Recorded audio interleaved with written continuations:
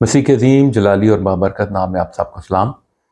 हम खुदावंद का शुक्र अदा करते हैं खुदावंद के मुकद्दस कलाम के लिए जो हमारे कदमों के लिए चिराग और हमारी राह के लिए रोशनी है। आज हम खुदावंद के मुकद्दस कलाम में से देखेंगे पैदाइश दूसरा बाब और उसकी आयत नंबर 17। लेकिन नेको बद की पहचान के दरख्त का कभी ना खाना, क्योंकि जिस रोज तूने उसमें से खाया तू मरा। आज हम बाइबल मुकद्दस में से देखेंगे पहली मौत, फर्स्ट डेथ।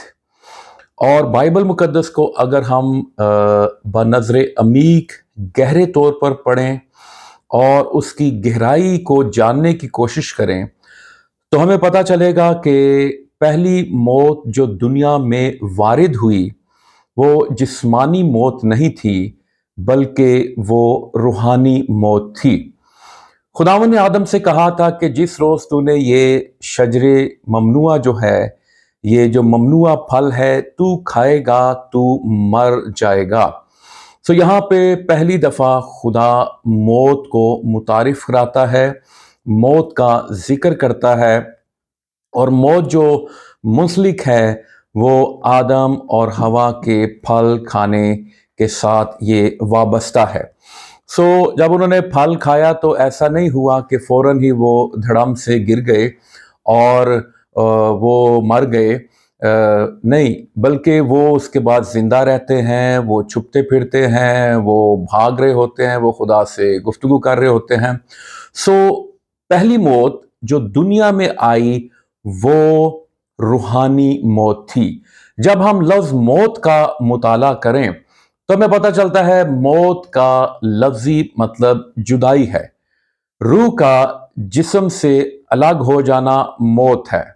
एक अजीज जब मरता है तो वो अपने अजीजों से जुदा हो जाता है, वो अलग हो जाता है, वो खानदान में से उसको लेके अलग एक जगह पर छोड़ आते हैं जिसे हम कब्रिस्तान कहते हैं। जब कोई इंसान मरता है तो लोग रोते हैं, लोग चिल्लाते हैं, लोग आंसू बहाते हैं, ये जिस्मानी मौत है। लेकिन मैं गौर कर रहा था इस बात पे, लेकिन जब कोई रूहानी तौर पर किसी की डेथ हो जाती है, मौत वाक़े हो जाती है, तो उस पे तो कोई हमें आंसू बहाता हुआ दिखाई नहीं देता, कोई भी रोता हुआ दिखाई नहीं देता, कोई भी अफसुर्दा नहीं होता, क्योंकि जिस्मानी मौत का तो पता चल जाता है। एक शख्स जो है उसको वो ताबूत में डाल दिया जाता है और उसे कफन में लपेट दिया जाता है, उसे कब्र में उतार दिया जाता है, और जब वो डेथ हो जाती है तो वो जब तक उसको दफनाया नहीं जाता वो घर में उसकी डेड बॉडी मौजूद होती है, लोग उसे देखते हैं, रोते हैं। लेकिन रूहानी मौत जिसकी हो जाती है वो तो आम लोगों में चल फिर रहा होता है, वो रफाकत भी रख रहा होता है, वो दुआ भी कर रहा होता है। लेकिन जिस्मानी मौत का तो सबको पता चलता है, लेकिन उस शख्स को पता नहीं होता, वो तो मरा होता है। लेकिन रूहानी जब मौत होती है, रूहानी जब डेथ होती है, तो बाकियों को पता चले या ना चले, लेकिन उस शख्स को पता होता है कि मेरी रूहानी मौत वाक़या हो गई है। हम हवाला पढ़ें तो हमें पता चलता है पैदाइश की किताब में, और लिखा जब उन्होंने फल खाया तो उनकी आंखें खुल गईं और उनको मालूम हुआ। लफ्जों पर गौर कीजिए, उनको मालूम हुआ। जिस्मानी तौर पर वो जिंदा हैं, लेकिन ये उनकी रूहानी मौत। रूहानी मौत क्या है? खुदा से अलग हो जाना, खुदा के हुक्मों की नाफरमानी करना, खुदा की शरीयत को तोड़ना, उसके अहकाम को तोड़ना। और जो शख्स रूहानी तौर पर जब मर जाता है उसकी रूह डेड हो जाती है अंदर, और जो खुदा से उसकी जुदाई हो जाती है वो फिर इंटरेस्ट लेना छोड़ देता है, वो चर्च जाना छोड़ देता है, वो प्रस्तिश करना छोड़ देता है, वो दुआ करना छोड़ देता है, वो रिफाकत को फिर पसंद नहीं करता। ये सारी बातें शो कर रही होती हैं कि उस पर रूहानी मौत गालिब आ चुकी है। लिखा है उनको मालूम हुआ कि वो नंगे हैं, क्योंकि उनकी रूहानी मौत वाकया हुई थी, उनको मालूम हुआ। और फिर लिखा है फिर उन्होंने अपने आप को खुदा के हुजूर से बाग के दरख्तों में छुपाया। روحانی موت جو ہے پھر خدا کی حضوری میں جانے سے کتراتی ہے، چڑھ جانے سے کتراتی ہے۔ اور پھر لکھا میں نے تیری آواز سنی، آدم کہہ رہا اور میں ڈرا۔ روحانی موت میں پھر انسان خدا کی آواز سننے سے ڈرتا ہے۔ اور پھر رومیو کے خط میں لکھا ہے سب نے گناہ کی اور خدا کے جلال سے محروم ہو گئے، اور گناہ کی مزدوری موت ہے۔ گناہ جب آتا ہے تو موت واقع ہو جاتی ہے، روحانی موت۔ اور پھر آہستہ آہستہ جب انسان اس موت کے اندر رہتا ہے تو پھر اس کے اندر بیماریاں بھی آ جاتی ہیں گناہ کی وجہ سے، اور پھر ایک وقت آتا ہے کہ وہ جسمانی موت کا بھی شکار ہو جاتا ہے۔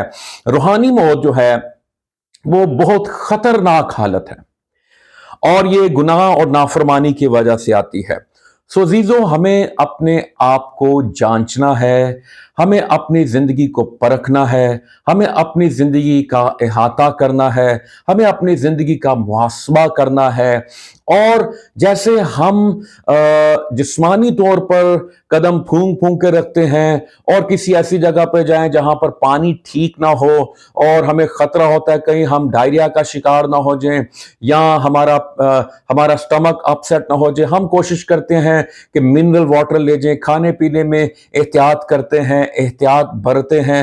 تو روحانی طور پر بھی ہمیں اپنے آپ کو صحت مند رکھنے کے لیے، روحانی طور پر زندہ رکھنے کے لیے ہمیں کیا کرنا ہے؟ ہمیں احتیاط برتنی ہے، ہمیں ان چیزوں سے پرہیز کرنا ہے جو خدا کے حکم، جو خدا کا حکم ہے، جو منع کیے گئے ہیں، جو نہیں کھانے، جو 10 احکام ہیں، اور جو خدا کے کلام میں لکھی ہوئی باتیں ہیں، ہمیں ان کو اپنے سامنے رکھنا ہے اور ہمیں احتیاط کرنی ہے۔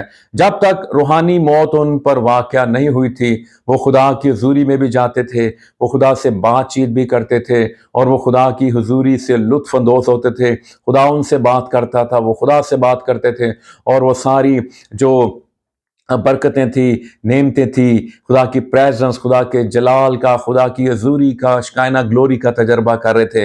لیکن گناہ کے بعد کیا ہوتا ہے؟ جب روحانی موت آتی ہے تو پھر اونٹ کٹارے ہیں، پھر مشقت ہے، پھر درد بڑھ جاتا ہے، پھر خدا کا جلال جو ہے وہ اٹھا لیا جاتا ہے، ان کو باغ عدن سے نکال دیا جاتا ہے۔ روحانی موت جو ہے یہ گناہ کی وجہ سے آتی ہے۔